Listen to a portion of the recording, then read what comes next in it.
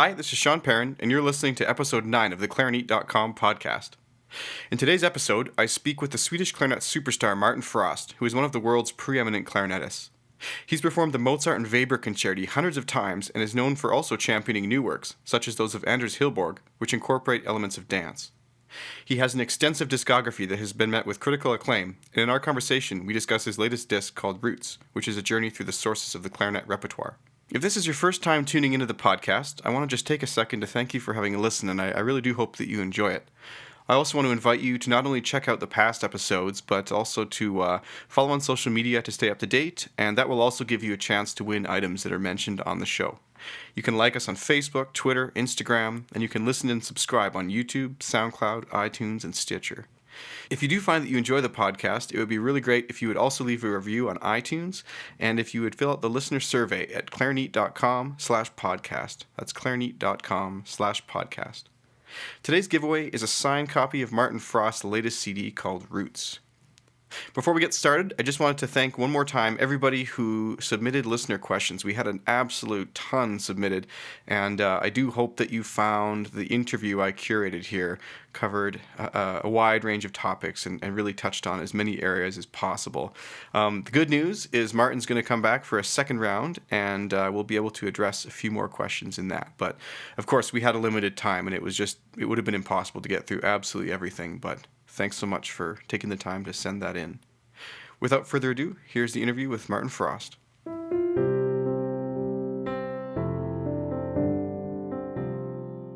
Hi, Martin, and welcome to the Clarinet.com podcast. I'm absolutely thrilled to have the opportunity to speak with you today. I would like to thank you for taking the time to come on the show. Great to be on the show. Thank you. So a lot of listeners wanted to know how it is that you got your start with the clarinet, but I've seen in other interviews that you mentioned you were playing violin, I believe, and the turning point was when you heard Jack Breimer's Mozart clarinet concerto recording when you were younger. So this is where your career sort of sprouted, but what helped you take root as a clarinetist? What ignited your passion for the clarinet and continues to ignite it today? Well, as you said, I think I was living in north part of Sweden. I was, string instrument and piano and voice was very present and very clear for me. But wind instrument, I didn't come across so much before, and I'm sure I couldn't separate an oboe for a clarinet from a clarinet in this time. But when I heard Mozart clarinet concerto, I sort of I probably was the music that I fall in love with first, and then the sound of the clarinet. And my father was very quick with giving instrument as soon as you had he gave me a violin, the piano, and clarinet, saxophone, and so I tried a lot. And then I think the clarinet was a good instrument for me after violin. So that's a little bit about how you got your roots. And speaking of roots, that of course reminds me of your latest disc. Roots came out just a few weeks ago, I believe. And its intention, you mentioned in the introductory video, was to travel through the sources of the clarinet repertoire. It's a great CD, and I congratulate you on its achievement. The pieces come across extremely well live, and based on what I've seen online, though I do wonder, what was it like to create that in the studio without a live audience? The program was, as you said, created as a live program, so it was a non-stop program, 35 minutes linked together, every pieces in a very. I put quite much work to get them key-wise, theme-wise, sort of together, and they were 35 minutes non-stop on the first half, and then an intermission, and then 35 minutes more non-stop with music. As you said, it started with the first performance, and then going into Mesomedes, Greek hymns, and into Hildegard von Bingen, and through, not totally chronological, but it was quite much through the whole music history. And to put it on the recording was a totally different story, because we did that before. So before we did the concert, so it was rehearsal, recording in a couple of days, and after that we started a couple of months later with the rehearsal for the concert. So it was two different things. Mm-hmm. But I tried to get some of the feeling in the recording as well, because I put a couple of tracks beside each other, which no silence between the tracks. So they were linked in together in some of the tracks, which I think worked quite well. Mm-hmm. Probably other artists had done the same, but I think for me it was quite new. I never done it before. And but maybe that was not the question. What was the question? I think you kind of answered it there. It was, how did you bring the same life and energy to the pieces without the audience, or did you feel that the pieces sort of had such... That's a question that is quite that's a good question. It's a question that is generally for all recordings, don't you think so? Mm-hmm.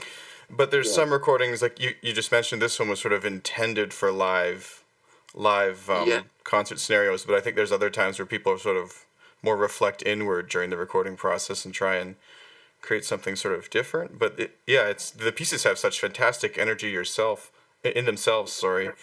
It's all. I mean, all music are meant to be live, of course, and all music.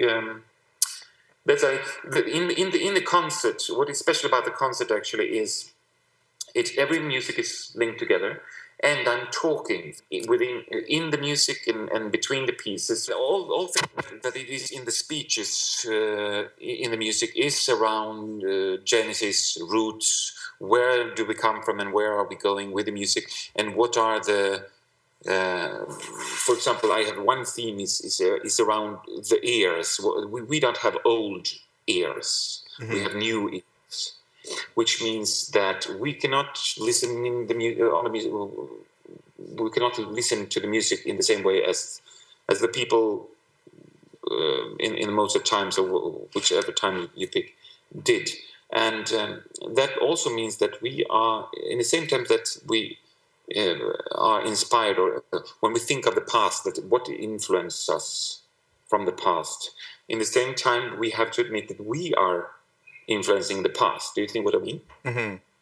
Definitely. So I think the way when we do a recording or performing live, I think it's so fascinating that we are sort of reincarnating the pieces, and we are play them again and again and again, and each time they are reborn, and they are reflecting our time in a very, very specific way. So we are. I mean, I'm the first one said it's fantastic to play Mozart on the Basset clarinet and play with all the great conductors that are. Some of them are specialized on early music, and you learn a lot, and you try to find out what Mozart really wanted with the concerto. In the same time, you have to admit that you don't know at all how it was. You don't know how it sounded in this time. So what we do, we are. I think we are creating our sound world of today, and that is also influencing the past and influence the past. Mm-hmm. So it's doubled, both way works. And sometimes we are wrong, sometimes we're right, and sometimes so you can't really. And I think that is also reflecting the whole music the recording industry of today. But if you listen to our older pianists, it sounds so different of the pianists today. Definitely. So that's how it should be, and I think it's interesting. But your question around how do you do in the recording process? For me, actually, it's always been an interesting thing to record, because I get very excited when I record, which means I don't think I'm so safe when I record. As in concert, I think I try to develop the same adrenaline and the same spirit in the recording. And actually, that's nothing strange. I'm not sure if everyone does that, but I feel that if you just go for it, I mean, if it doesn't work, you can take it again, or you can. Yeah, no, it sounds fantastic.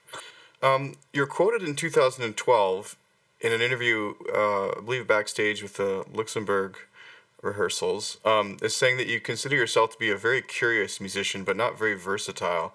I found this very surprising. Would you explain what you meant by this comment?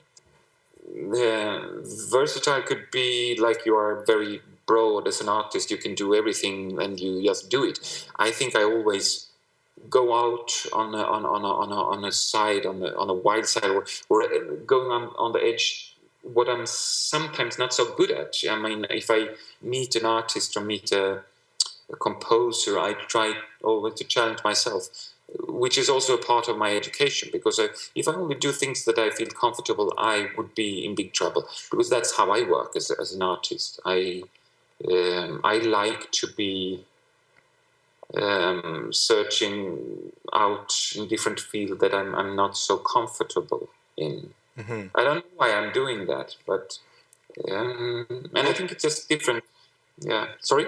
Would you say the versatility kind of depends on one's perspective then? I mean, for you, this is like the clarinet obviously is your life, and these things, the new repertoire, the old repertoire, that kind of is the clarinet. So maybe it doesn't, to you, seem versatile, even though to some people it may seem that way. Yeah, maybe you're right. Maybe because people think get that question sometimes as well. Do you want to break the rules or try to? But that's never has never been any to just break codes for what we're doing. I mean, I could be provoked by all the rules that we are sort of what is classical music and what is modern and what is this kind of way of thinking. But in the same time, I'm quite traditional in my thinking. When I go to concert, I love to have an overture and a concerto and a symphony and just shut up and listen. But if I do that a lot, then I get an urge to do something else. And it's the same. I think everything is in the same. For example, if you take clarinet techniques, I find out that in the same way I'm getting excited or interested or curious in doing, as in recording here, the latest recording I had, singing and playing in a new technique. I don't know if you heard that. Oh yeah, definitely. That is a sort of I circular breathing, and then I relax my vocal cords and I can sing. And I wanted to do that in concert. And I also do the beatboxing, which was a coincidence or an accident when I realized that could be actually done on live, and even in the mics works very well. So I am curious to find new ways, and that makes me maybe versatile. I don't know, but I don't. I see myself as going on different journeys, make myself more complete as an artist and as a musician. The same thing with conducting or just directing an orchestra, which I do because I like it, but also it gives me lots of things as a clarinet player. When I come back to playing a normal concerto by Nielsen or Mozart and having a conductor besides me, I have learned a lot doing all these things by myself with directing an orchestra. So perhaps one other reason you don't feel it's particularly versatile when you look at the new repertoire versus the old. I mean, some people put a very clear line there, but to the roots concept again, time is very smooth. It never stops. There are no breaks. Great, so great. You connect Perfect back. That's what Roots is about. The whole Genesis project or the Roots project is exactly by that. I put Anders Hilborn new first performance beside Greek hymns, and you can hear. No, actually, I played the hymn within his piece, and then going into Hildegard, and then coming from Telemann into Piazzolla, and it's like putting the music upside down and just continue playing. It's actually very related. All the music that is we hear, and also when I listen to let's say a first performance, or even if you hear a piece by, let's say, Lutoslavsky, or you can hear the whole music history behind that composer in that piece. It's like layer on layer that you hear how the vibration of the whole music history is there. So I think everything is here and now, whatever you do, and maybe that makes me versatile. But I think the time is over then when you really have to say.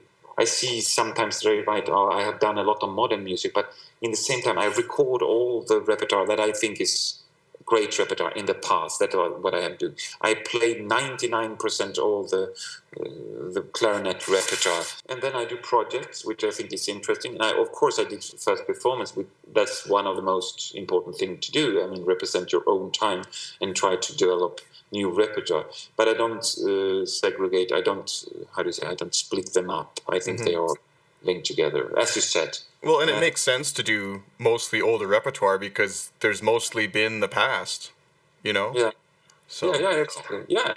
And but also in the Roots project, I think we are into something important now in this discussion, because I think also what the Roots was all about, the Roots project, the Genesis project, which is called in sometimes when I do it live, it is around all the sources that is important for us, the sacred source, the profane source, the improvisation, for example, I also use in this. I'm not an improviser myself, but I also develop some improvisation in the concert, because of course that has been an important part of the music history. If you look at Bach, Mozart, Beethoven, he was a great improviser, and Mendelssohn and all these kind of people, they were improvising. Now it's not that common in classical music that we do.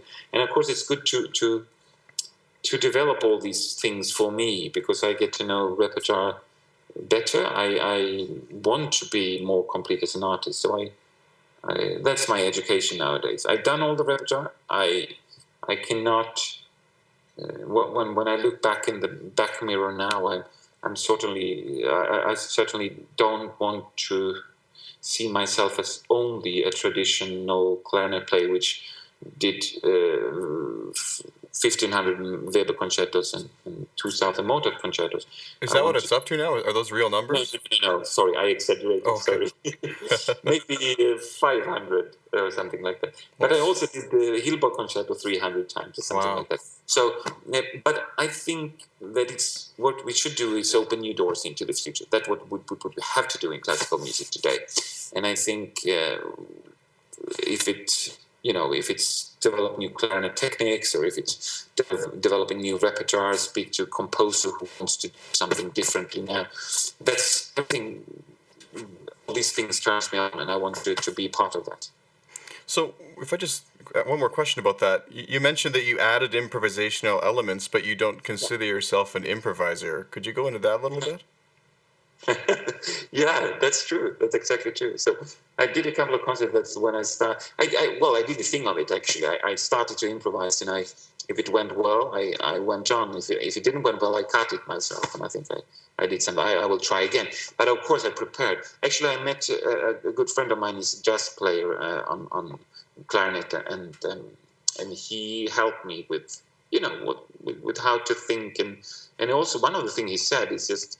The only way to try is to go on stage and try, because it's easy to improvise in your living room, but if you go on stage, that's something else. So that's what I did, and what I did was I picked certain pieces which I did an improvisation in the beginning before I went into the piece in the Roots project, and one of the improvisation I actually put on the recording, and that was. With the beatboxing, that's sort of a written down now improvisation, but it's an improvisation from the start. So you get such an amazing sound on the clarinet, and many listener questions came in. You actually wouldn't believe it. There was over 50 questions, which we tried to sort of fit in here.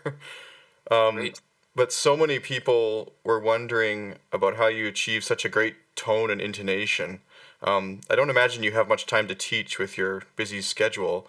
But would you take a few seconds to explain your concept of the sound and the embouchure, airstream, etc.? I mean, when I teach, I talk a lot about breathing, how to use the breathing and what to do, and I do a lot of exercise with breathing. And then every single musician that I meet they are so different. So you really I think you shouldn't have a concept of each. I think I will try to really see the person behind the instrument. It's very hard to say that this is the concept to teach. And I think that's also a sign of the great teacher, that they can really see the human being. Also, it has to do what kind of energy you have in your body. And the way I play is certainly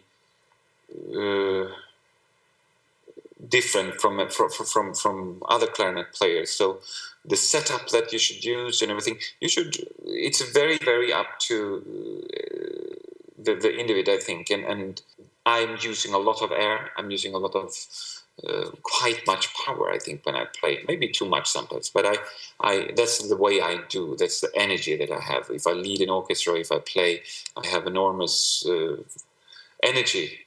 So I have always to have a setup that balances this kind of energy. Mm-hmm. And some other player maybe have a much lighter setup. So what I use is quite much wood in the tree, in the reed, and a canter mouthpiece, which is this mouthpiece. What I'm using now is I like it because it has a round and a sound, and you can really lean on it. You can push a lot of air in it. Well, let's talk about that a little bit, because another question was sort of about. Sorry. So I'm sorry, this was not your question at all, was it? It was actually sort of segueing to the next one. So yeah, that's okay. Perfect. Yeah, that's perfect. What was this question? Many people are wondering how you achieve such an incredible sound, and I have a feeling that as much as that does have to do with the equipment, it has more to do with the player. And yeah, you're totally right. But what I feel when I listen to orchestra players, wind players in the orchestra, and also the when I'm teaching, I think one thing is to develop all this wonderful sound that or the technique or whatever you want to achieve. The other important thing is how to use it and how to use all these tools in the music. And I think that is a much more tricky question nowadays, because the way of teaching, the way of practice, how to develop great sound is always going further, and people are getting so great in these things. Mm-hmm. But what we not develop as much, well, we are developed that as well, of course, but what we should really be aware of or careful about is what we want to say, or how we should use all these things, because I think that is what I wishing or asking for when I come to an orchestra. What are we? Because they know everything. They know exactly how to use the breathing and the support and the articulation, and everything is so good in order. But sometimes we just don't know what to say. So maybe a better question than like exactly which ligature and mouthpiece you use, because that's not exactly relevant for someone else. But maybe a good question is, how do you select the correct artistic tools for the job? What do you look for? What do you hope to find? Yeah, well, that's what I was going after now. Maybe it's very tricky to explain, but I think sometimes I'm just listening to a student or whatever, and they have everything in very good order and everything working for them. But what I want to see is, especially the breathing, I think, with great singers or with they know how to use all these things for making exactly the music that they want to make. And if you don't know that, I think maybe we should also concentrate sometimes to teach more in this. And that's the most tricky thing to teach. Mm-hmm.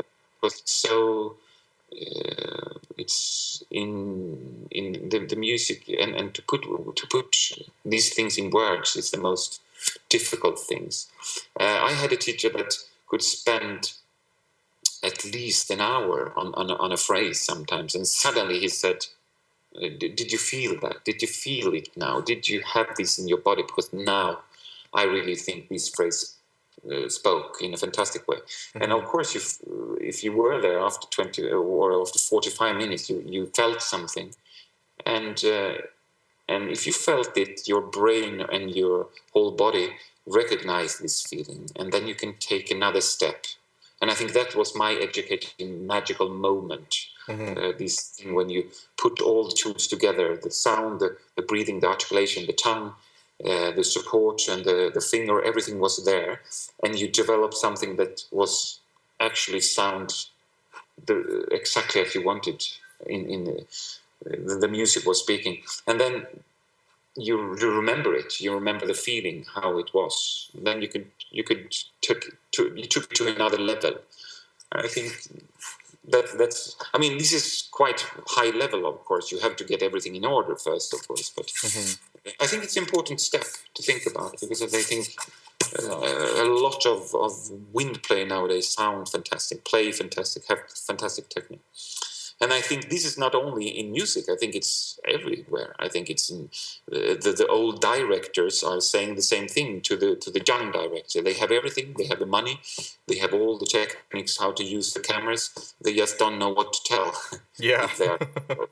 So that is it is a really important question. And I think it's not only for soloists, it's for every single wind player in the orchestra.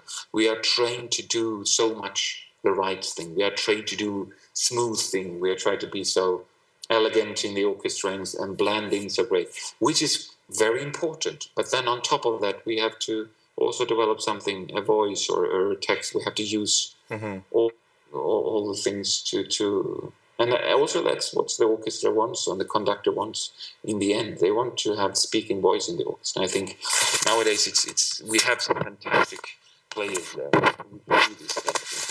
Totally. So that's, I think, we could concentrate on that when we teach as well. So what's your daily regimen? How do you maintain your technique and take it further? Yeah, that's a great question. I should. Well, for me, it always has been like everything we have spoken about. I think it's the same thing with practicing. Sometimes I feel that I have to develop everything again and create everything again. Like I'm not so good at routines. I have routines, but I sort of like the way of taking the note again for the first time every single day. And I also think that that's the way I play the clarinet. I think I'm not so good at having lots, like 10 exercises, and I do them every day, and that's how I survive. So I'm not a perfect example of having 2 hours of sound practicing and then go on to the piece or something like that. I do different things every single day, but I certainly have a couple of things that I do every day also. What are those things? Sorry? What are those things that you do every day? It has to do with sound, basically. I do long notes and intervals for the intonation, for the breathing, actually, for all these kind of letting the air flow through the instrument, open up the body. We are also, it's a physical thing to do, because the way you are standing when you're playing clarinet, everything could be closed, and so you have to concentrate you open up your body every single day, I think, and try to make that sound and the breathing, the flow of the breathing very open. So that's what I'm doing every day. And then I can take a piece and continue with the piece, just practicing super slow and concentrate on the sound, the dynamic and the music, but very, very slow. That's... and I think that's also, you're talking about versatile and the curiosity. That's the way of using that tools as well. I'm curiosity. I can start to play, and in the morning I can just develop a new sound tick, or this with the breathing, or playing, singing, or articulation, double tongue, beatboxing, or whatever. I can just start the day with develop something that I want to achieve with a new playing technique. It's also a way of not getting bored. I think bored. Your tonguing is so incredibly fast. How did you do that?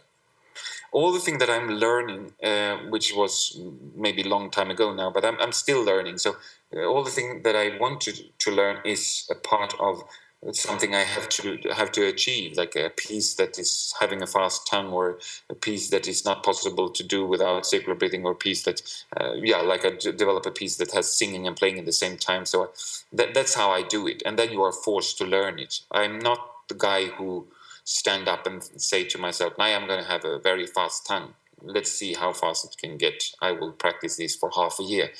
I've never done that. But I don't say that's a bad method, but I always try to do things when I have to learn it because I wanted to use it in a piece. It's a very practical mindset.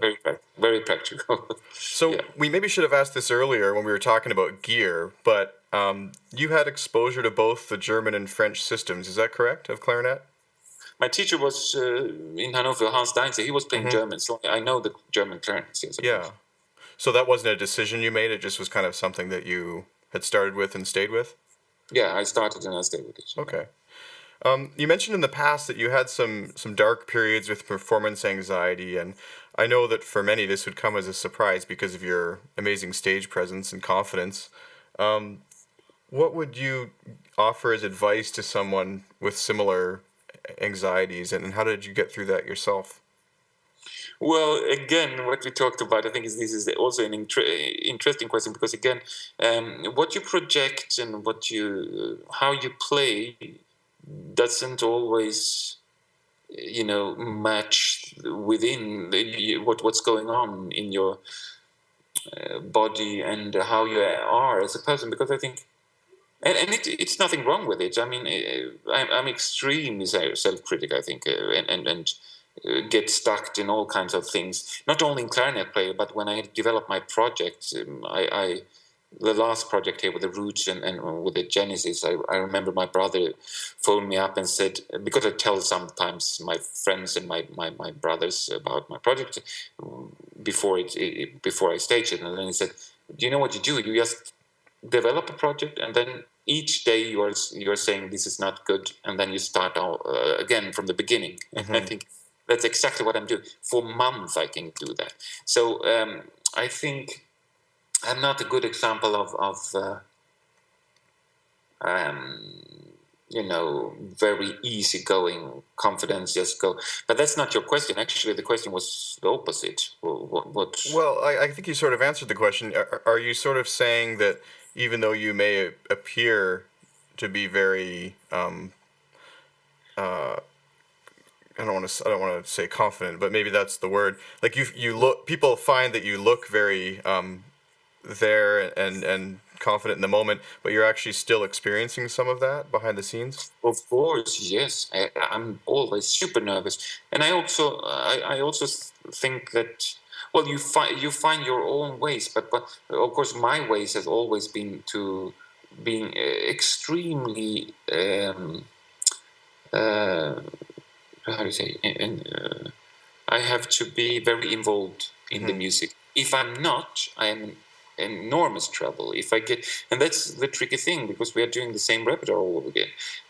So when I do for the 15 times Mozart concerto in Concertgebouw, then of course I cannot start to think that, oh, let's do this as good as the one before, or I have to do just the normal thing, because that would make me very, very nervous to just to try to repeat the things that So, we always do you done. maybe feel that the self-critical nature, it's got to be used productively though? Like if you're Yeah, critiquing of course. yourself so much, you're obviously doing it in a productive way, not a harmful way. Yes. Yeah. Well, I'm aware that I sort of use it in good enough so that I go on. I develop. I'm not getting totally stuck.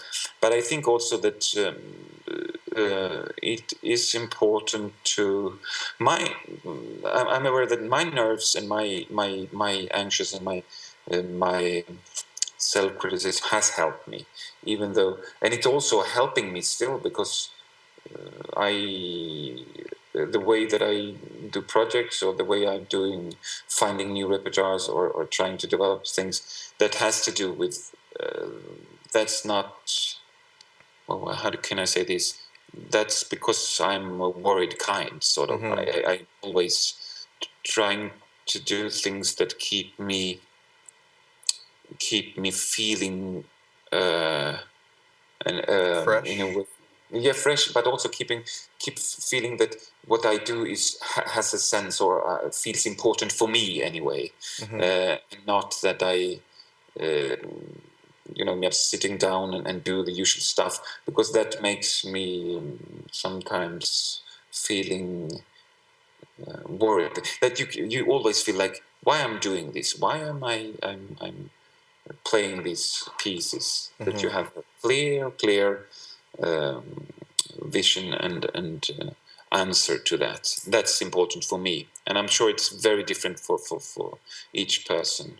Yeah, I think people handle this differently. So What you're referring to was a person was a time in my life. I think I was a teenager in the beginning of the 20s. That was a very dark time, and these times comes and goes, and I think that has to be like that. So still, I'm 46 years old, and um, I'm still have these periods when it comes certain. I can go through months that I'm fighting with not maybe not motivation, but all kinds of nerves things, or well, also motivation. That why are we doing this? Or the whole sort of the big picture. Why are we doing this? So we have to go back to the sources. Why did we start to do this? Why are we so much want to play this repertoire and play this clarinet and practice so much each day? It's important to put these questions. this is maybe kind of an odd question or association. I don't know if you're comfortable with this, but Glenn Gould, I remember he had quit the stage to focus on studio recordings because he sort of felt that the live element is what gave him that sort of nervous edge. Do you feel it's the live element then that sort of makes you nervous, or you're so self-aware that it's always when you're performing and playing music? No, well, it's two different things, and I'm sure when Glenn Gould was in that time, I'm not sure if he could do the same. You mean that I should just go back to my, you know, just go into the studio and stop performing and doing recordings? I'm not sure if that would work today. Yeah, I guess what I was asking is it the audience that brings the nerves out of you, or is No, it? no, no. Yeah, well, of course it's but it's also the audience that is, for me anyway, super important. Of course, that's. I mean, I'm not that musician that could only works with making recordings for a silent and empty room, and Well, you said yourself that the purpose of the recording you felt was to take it to live audiences. yes, Yeah. and I think. Nowadays my last three recordings has been the Black Pipe and the Mozart recording, and these roots has been with orchestra and me directing and playing. So that also means that I sort of the communication with the musician was really important, and we had to communicate in so many levels. So I think that was all these recordings were very strong feeling that it didn't feel at all like recording for a silent room.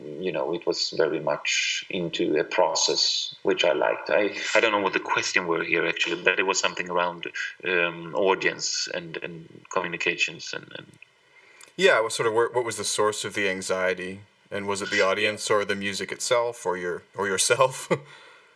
well, it's myself, always myself, and also as I said, it comes and goes, and I think that has to be like that because you're a human being and you are not a machine.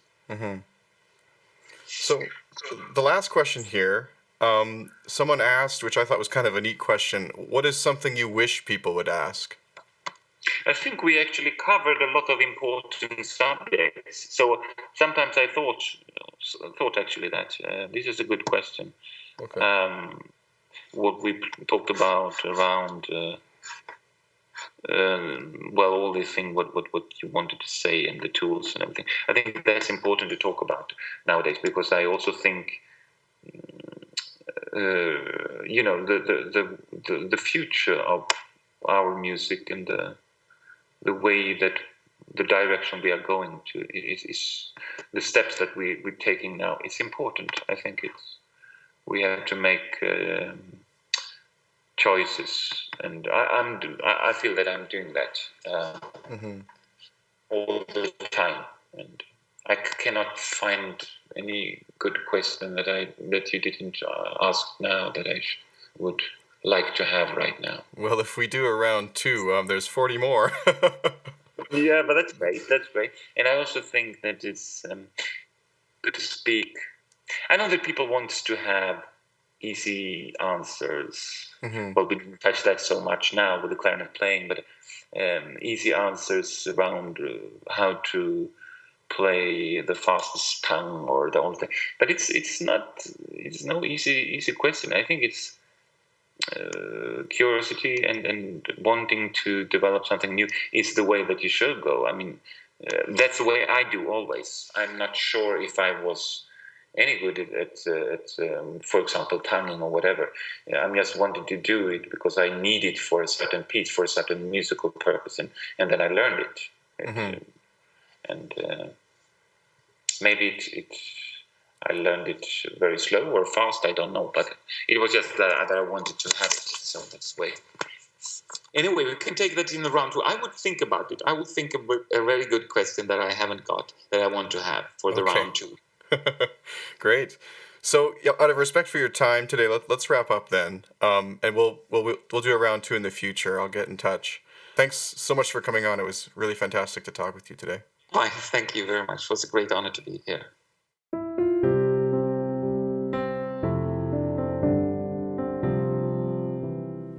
If you'd like to be eligible to win items mentioned on the Clarinet.com podcast, please be sure to follow on social media.